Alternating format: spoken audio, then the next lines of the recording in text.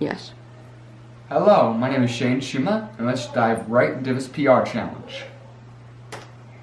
The director of the Public Relations Department has been asked to form a new internal communication plan to address the concern among our employees that the company is moving.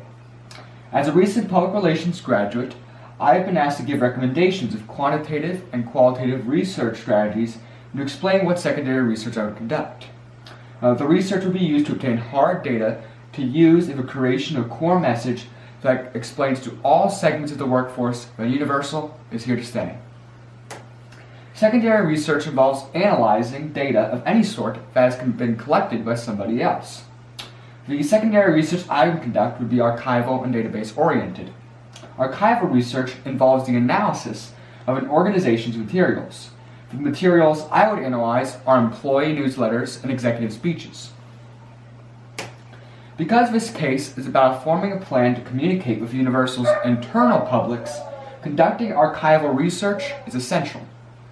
I would first scour the organization's archives to see if an executive had made a speech regarding the potential move, or if the attitudes expressed by an executive in a speech could be construed to mean that the employee's futures at Universal are on shaky ground. I would then contact the director of the PR department and ask her for access to the department's archives of internal newsletters, to see if any messages in those newsletters, or if any opinion pieces contained within them, had spread a message that the employees' positions at Universal were not safe. The archival research would not be the only secondary research I would conduct.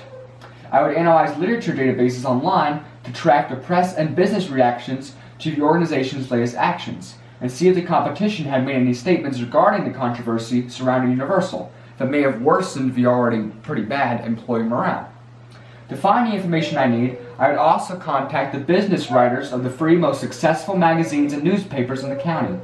I would ask them if they had published any articles claiming that Universal was moving, or if they had obtained any negative information about Universal from inside the company.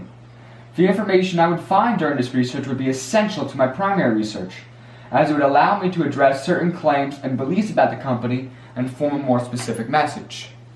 The information would also allow me to create a new message that is different from the messages given by the current executives in the PR department, which are obviously not resonating with the employees. So basically the research would allow me to see where the rumor that the company was going to move had started, so I could form a strategy to combat specific messages, and then make sure craft a new message that is way different and radically different from the messages that are failing to resonate. After obtaining secondary research, I would begin working on primary research to find out what the attitudes are of the company's executives, managers, support staff, and line workers. The first thing I would do would be to conduct intercept interviews at strategic points in the building. I would conduct them at the line workers' break room, near the bathrooms of the executive offices, near the HR and marketing departments, and with the line workers' manager. By conducting these interviews, I could gain information about the authentic perspectives of different segments of the workforce. In these interviews, which usually last 2 to 5 minutes, I would ask respondents about their attitudes toward the company, why they didn't trust the message that the company was staying in the U.S., and what could leadership at the company do to improve employee morale. I believe this information would be very useful in the crafting of the new message, but there is a massive drawback in using intercept interviews as data. Although they give authentic on-the-ground analysis, they are considered highly unscientific and unreliable, and I believe the boss would be wary of my results if I did not back them up with hard evidence.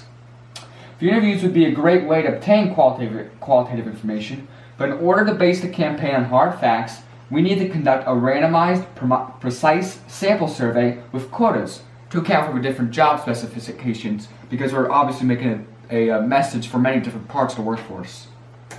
I would conduct a random sample of the company's 6,000 employees. I'd use a sample size of about 500 people, and I would draw the employees randomly from a unique list and have each one respond online with an authentic ID, which they can only use once. To avoid surveying some segments of the workforce more than others, I would have a quota system in place ensuring that each job classification was equally represented. In the survey, I would ask the employees about their opinions of the company, their opinion of the company's leadership, what action should the company take to boost morale, and questions that would test the different messages that we were crafting from our secondary research without the subjects obviously knowing that we were testing those messages. So basically see what kind of maybe true or false statements or different statements, like do you agree with statements, that we can use to gauge what effective phrases or words or ideas we could put into our message for each different segment of the workforce. Now what's cool about the sample survey is we'd have a little box saying what classification you have, and we'd obviously, when we're doing the sample, we would do the quota, so we'd know exactly how many. And so that would help us develop core messages for each of the different segments of the workforce.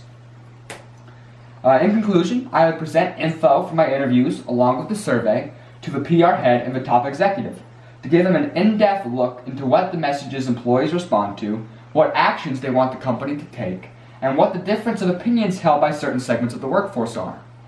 The information obtained from the secondary research about the initial rumor and failed company messages, and the information obtained from the primary research about employee morale and attitudes from each job classification should allow our department to form a comprehensive and effective message to all of our employees.